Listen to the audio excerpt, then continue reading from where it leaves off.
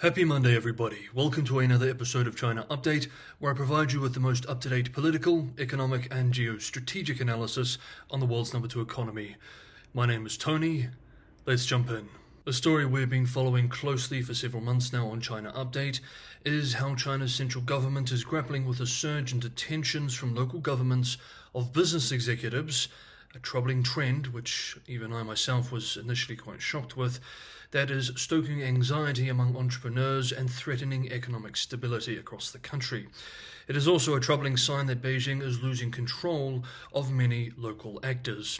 According to a review of regulatory filings by the UK-based Financial Times published over the weekend, in 2024 alone, more than 80 senior figures from companies listed on the Shanghai and Shenzhen stock exchanges were detained by local authorities.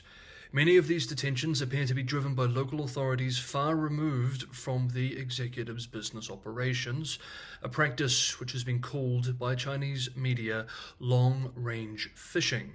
We recently discussed this on the channel. In one instance, an official report from Guangdong revealed that nearly 10,000 companies in Guangzhou, the provincial capital, had faced enforcement actions from other regions since 2023, often with a profit-seeking motive. Premier Li Qiang has pledged stronger oversight of local law enforcement, emphasizing the need to address abuses of administrative power and their adverse impact on businesses.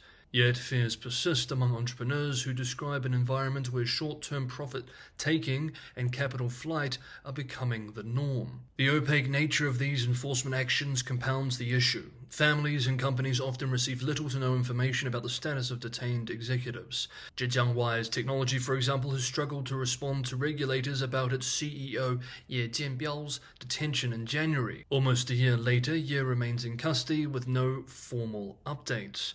Local governments facing declining revenues and land sales and a slowing property market are under tremendous financial strain. Analysts believe that this has fueled the detentions, with authorities allegedly targeting wealthy individuals and businesses to extract fines. As we have discussed before, if true, this would be incredible. Bankrupt local governments are essentially cannibalizing the private sector, turning to kidnapping and extortion to make ends meet. This goes to show just how bad the situation is, fiscally speaking, in many localities. These practices are eroding trust in the business environment and destabilizing local economies. Eugene Weng, a Shanghai-based lawyer speaking to the Financial Times, expressed last week, quote, "The sense of anxiety has gone beyond imagination." End quote. Detentions discourage long-term investments and exacerbate economic challenges, including reduced tax revenues and rising unemployment. While some regions, such as Zhejiang, have taken steps to protect businesses, without significant changes, the ongoing wave of detentions risks undermining China's economic recovery and the confidence of its private sector. Chinese financial media outlet Caixin, writing on this issue over the weekend, pointed to legal loopholes as one of the culprits, writing, quote, "While cross-regional law enforcement was necessary to address internet financial crimes, the current criminal procedure system lacked mechanisms to handle such cases effectively. This gap, coupled with profit-driven motives, has led to local law agencies increasingly engaging in cross-regional enforcement." End quote.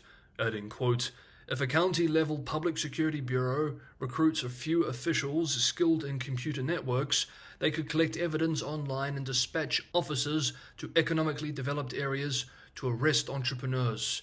In theory, a single criminal detention order could bring down an internet company worth hundreds of billions." End quote.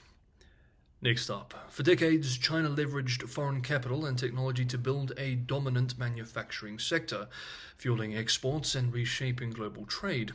Now the tide has turned. Chinese manufacturers are offshoring at an unprecedented scale. In the year to June, Chinese firms invested a record $177 billion in overseas non-financial assets, largely in greenfield projects across emerging markets. The shift mirrors Japan's 1980s offshoring wave, but brings unique challenges. Driving this exodus are rising domestic labor costs, shrinking profit margins, and American tariffs, which incentivize relocating production to skirt duties. China's firms are targeting Southeast Asia, investing in electric vehicles, computer chips, and other high-value industries. Countries like Vietnam, Indonesia, Malaysia, and Thailand have become key hubs, benefiting from capital inflows and new infrastructure. However, these investments have sparked tensions. Recipient nations criticize Chinese firms for limiting technology transfer, hiring few local workers, and relying heavily on Chinese imports. For instance, Malaysia struggles to enforce rules requiring an 80-20 split of local to foreign workers. The imbalance extends to trade. ASEAN countries, that is the Association of Southeast Asian Nations, run a $144 billion trade deficit with China in the first 10 months of 2024. Domestically, China fears the so-called hollowing out of its manufacturing sector. Policymakers worry that offshoring could destabilize local economies, increase unemployment, and erode supply chain dominance, while relocating low-value production might enable China to focus on high-value goods. Local governments are resisting. To mitigate these challenges, China's government is promoting industrial relocation to its poorer interior regions. Yet the ruling party remains wary of over-reliance on external markets. As global dynamics shift, balancing domestic economic priorities with international ambitions will be critical. The stakes are very high, though. Politics pushed firms abroad, but it might also bring them back. Meanwhile, China has established a new department to oversee its burgeoning low-altitude economy, signaling a significant push toward expanding this innovative sector as a key growth driver for 2025. The Low-Altitude Economy Development Division, unveiled by the National Development and Reform Commission over the weekend, aims to craft long-term strategies, coordinate major initiatives, and provide policy guidance for the industry. This marks a rare instance of the NDRC dedicating a division to a specific industry, emphasizing the sector's importance to China's economic future, or at least its importance in the eyes of top leadership. The low-altitude economy refers to crewed and uncrewed aerial activities below 1,000 meters, such as drone deliveries, air taxis, and agricultural applications like crop spraying, with the potential to extend to 3,000 meters depending on regional needs. The sector promises to revolutionize logistics, civil aviation, and urban transportation. That is the hope, at least. Key priorities for the new division include developing low-altitude infrastructure, enhancing air traffic management systems, and fostering sustainable industrial growth. The sector aligns with General Secretary Xi Jinping's focus on so-called new quality productive forces, which emphasizes technological innovation and self-reliance. Valued at over 500 billion yuan, $70 billion in 2023, China's low-altitude economy is projected to reach 2 trillion yuan by 2030, making the next 3 years critical for its development. Beijing views the sector as pivotal to revitalizing its slowing and crisis-ridden economy. Next up, we have one more development to cover, but just quickly, if you're getting some value from today's episode of China Update, I have a huge favor to ask. That is just to hit the like button, and if you have not done so already, and you think you'd watch another one of these episodes, subscribing is also a big help. Patreon and Buy Me a Coffee links are also in the description below for those who want to help keep the channel financially sustainable. There is also now bonus extra content for these supporters. Indeed, one new episode for exclusive members went up last night. These videos, of course, are bonuses. However, regular episodes of China Update will continue to be open and free for all 6 days a week. Thank you so much, everybody, for the ongoing support. And finally for today, yesterday, US-based The Wall Street Journal published a good piece called "China Has Limited Firepower to Counter US Tariffs," touching on several themes we have covered in China Update in recent weeks, as it relates to how China will respond to what will likely be a trade war 2.0 with a second Trump administration. In the wake of the recent US elections and growing trade tensions, China has showcased an array of potential retaliatory measures, from restricting critical mineral exports to targeting American companies operating in the country. However, analysts warn that deploying these tools too aggressively could backfire on Beijing, accelerating efforts by the US and its allies to reduce reliance on the Chinese economy. Beijing's export controls on minerals like gallium and germanium, crucial for semiconductors and solar cells, are a key part of this strategy. These moves follow similar restrictions on parts for drones and advanced electronics, seen as countermeasures to US policies limiting China's access to memory chips and artificial intelligence technologies. Yet such actions could raise global prices, encouraging rivals to develop alternative supply chains and reducing China's dominance.